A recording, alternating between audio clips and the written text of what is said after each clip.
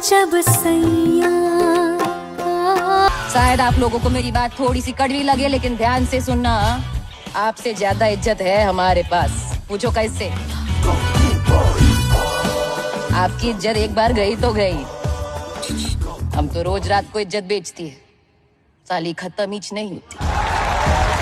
Hello दोस्तों, आज आप लोगों ने देखा है अंजलि का ये डायलॉग वीडियो और हम सभी लोग जानते हैं कि ये कौन सी मूवी है। तो आप लोगों में से कौन कौन ये मूवी देख चुका है? शाम को तो लग गए। और आप लोगों को ये मूवी कैसी लगी है अपने कमेंट्स में ज़रूर बताइएगा। लेकिन आप लोग बताएंगे कि अंजलि की इस डायलॉग में एक्टिंग कैसी लग रही है। मेरे नाम को जब इज्जत है हमारे पास। पूछो कैसे? आपकी इज्जत एक बार गई तो गई।